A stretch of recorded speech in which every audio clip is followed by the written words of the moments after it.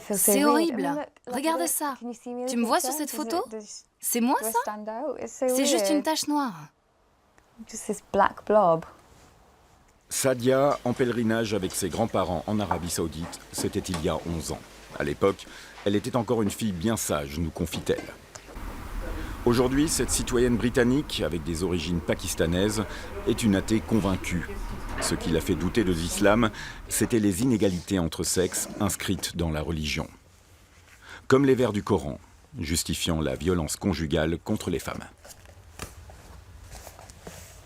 Quant à celles dont vous craignez la désobéissance, d'abord, avertissez-les. Ensuite, refusez de partager leurs couches. Enfin, frappez-les. Dans ce livre, je n'ai rien trouvé qui autorise une femme à se défendre quand son mari là-bas. Rien. La rupture définitive avec la religion vient juste après le pèlerinage en Arabie Saoudite. Ses parents veulent qu'elle épouse un homme choisi pour elle. Lors de notre premier rendez-vous, j'ai mis une mini-jupe, j'ai fumé et j'ai bu de l'alcool, intentionnellement. J'ai dit à ma mère que j'en avais fini avec les mensonges. Voilà comment je veux vivre, c'est ce que je suis. Une fois marié, il va finir par me battre parce qu'il croyait avoir épousé une brave fille musulmane.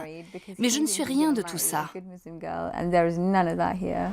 La rupture avec sa religion, un acte d'apostasie lourd de conséquences dans l'islam, était aussi une rupture avec sa communauté. Hier encore sœur, elle est devenue une étrangère.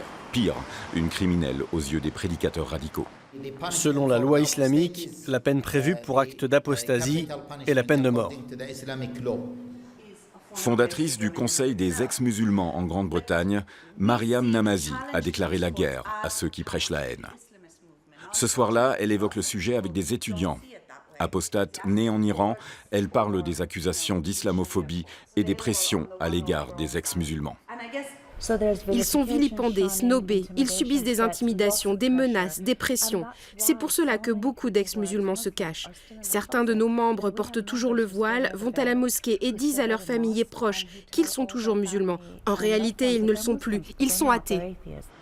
Selon Mariam, ce mouvement gagne de l'ampleur. Par le biais des réseaux sociaux, il toucherait tout le monde musulman. Sadia a fait elle aussi le choix d'une rupture avec l'islam. Elle a choisi de décider elle-même de sa vie. Aujourd'hui, elle s'occupe de femmes violées. C'était la bonne décision de quitter l'islam. Je n'ai aucun doute là-dessus, aucun. Je préfère encore être seule mais libre que de vivre dans cette communauté. Je ne me suis jamais sentie aussi seule qu'au sein de cette communauté. Je préfère être seule mais libre.